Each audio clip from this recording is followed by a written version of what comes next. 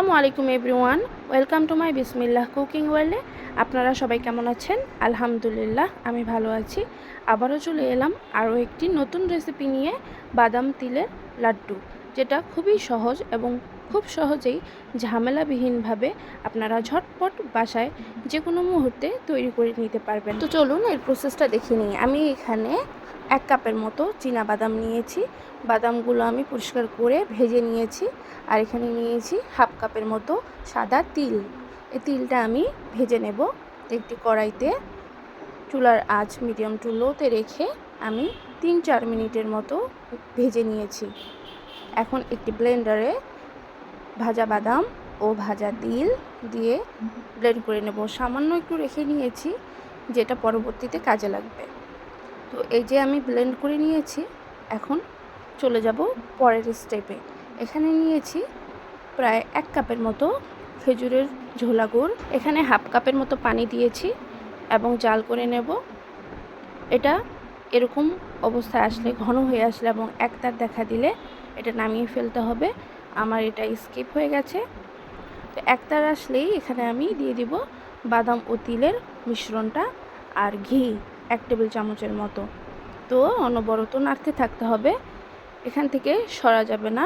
অনবরত 6-7 মিনিটের মতো নেড়ে চেড়ে নিতে হবে, নতুবা নিচে লেগে যাবে এবং তেতো তেতো লাগবে। তো এটা প্রায় 5 থেকে 6 মিনিটের মধ্যেই এটা এরকম গা ছেড়ে দেয়। যখন দেখবেন যে কড়াই থেকে একেবারে গা ছেড়ে দিচ্ছে, সেই পর্যায়ে দ্রুত নামিয়ে নিতে হবে। বেশিক্ষণ শক্ত করা যাবে না, বেশিক্ষণ জাল দেওয়া যাবে না। এই যে আমি একটি পাত্রে ঢেলে নিয়েছি। এটা মিডিয়াম ঠান্ডা, মানে আপনার হাত সহ্য করতে পারবে এরকম অবস্থায় এটা করে নিতে হবে। গরম গরম অবস্থায়, বেশি ঠান্ডা করে এটা করতে গেলে শক্ত হয়ে যাবে। তো দেখুন, এই যে গোল গোল করে আমি শেপ দিয়ে নিচ্ছি। আপনারা চাইলে যে কোনো শেপ দিয়ে নিতে পারেন। আমি বড় বড় করে নিচ্ছি, কারণ আমি একাই করছি। আপনাদের যদি কোনো হেল্পিং হ্যান্ড থাকে, আপনারা আপনাদের সাইজ অনুযায়ী করে নিতে পারবেন। তো এই যে আমি এরকম করে সবগুলো লাড্ডু বানিয়ে নিব। এটা খুব তাড়াতাড়ি করতে হবে, না হলে এটা শক্ত হয়ে যাবে।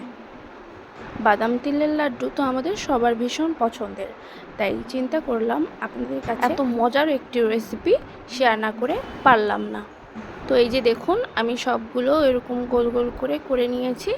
এখন বাকি যে আমি তিলটা রেখেছিলাম, সেই তিলের মধ্যে লাড্ডুগুলো গড়িয়ে নেব।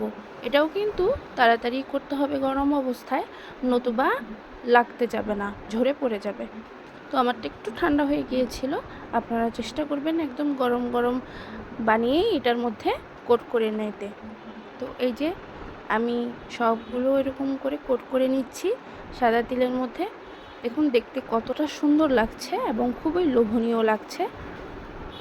তো এইভাবে সবগুলো আমি বাদাম তিলের লাড্ডু গড়িয়ে নেব। আপনারা চাইলে এটাই স্কিপও করতে পারেন। আমি দেখার সৌন্দর্যে এটা করে নিচ্ছি, যেহেতু এটার মধ্যে অলরেডি তিল দিয়েছি, তো উপর থেকে এটা নাও দিতে পারেন। তো এই যে তৈরি হয়ে গেল ঝটপট খুবই সুস্বাদু বাদাম তিলের লাড্ডু। তো আমি পরিবেশন করে নিচ্ছি একটি পরিষ্কার পাত্রে। এটার টেস্ট অসাধারণ।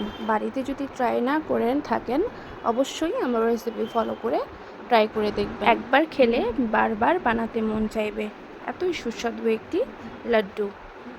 তো আমার রেসিপি যদি আপনাদের ভালো লেগে থাকে এবং আপনারা উপকৃত হয়ে থাকেন, অবশ্যই আমার চ্যানেলটিকে সাপোর্ট করবেন এবং এভাবেই আমার পাশে থাকবেন। আর যারা যারা সাবস্ক্রাইব করেছেন এবং আমার সাথে থাকছেন, তাদেরকে অসংখ্য ধন্যবাদ।